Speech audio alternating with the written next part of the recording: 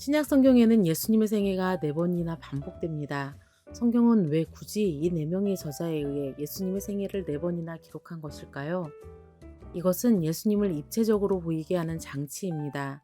복음서의 4명의 저자는 자신이 만났던 예수님을 자신의 관점으로 서로 다른 대상에게 설명하고 있습니다.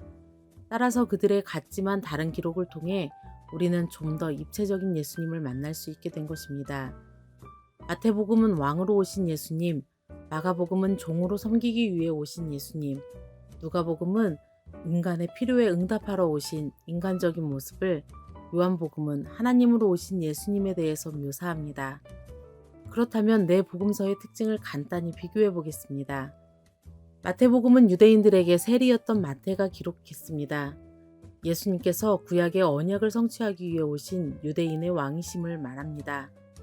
그래서 마태복음은 예수님의 가르침에 집중하고 있습니다. 그리고 당시 유대인이 대망하고 있던 메시아가 예수님이심을 증명하기 위해 구약의 예언을 많이 인용합니다. 재밌는 것은 마태복음은 예수님의 부활을 강조하면서 끝납니다. 복음서 중에 가장 먼저 기록된 것으로 보이는 마가복음은 하나님께 순종함으로 인간을 섬기러 오신 예수님을 기록합니다. 이 기록의 독자는 로마인으로 베드로의 통역관이었던 마가가 베드로가 만난 예수님을 전해 듣고 기록합니다.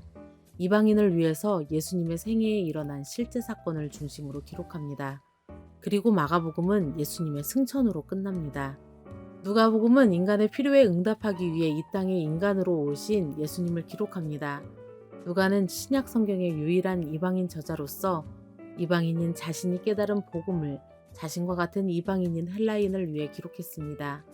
그리고 의사였던 그는 당시 살아있던 예수님의 증인들을 직접 만나 그들과 인터뷰한 내용을 정리했고 역사적 사실에 입각하여 기록하려고 노력했습니다.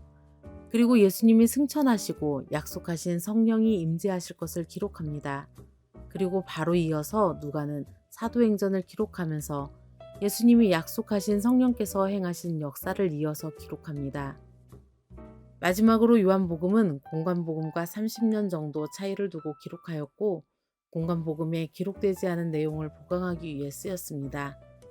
그리고 당시 영지주의자들의 잘못된 사상을 깨뜨리기 위해 하나님이신 예수님께서 인간이 되어 임하셨음을 기록합니다. 요한복음은 복음이 유대인에게서 점차 확장되어 온 세상 사람들을 위한 복음이 되었음을 기록합니다. 그리고 그의 기록은 예수님이 다시 오신다는 약속을 기록하며 마치는데 요한은 이후에 요한계시록을 기록하며 다시 오실 예수님에 대해 기록합니다. 내 복음서를 통해 예수님을 입체적으로 만나는 은혜를 누리시기 바랍니다.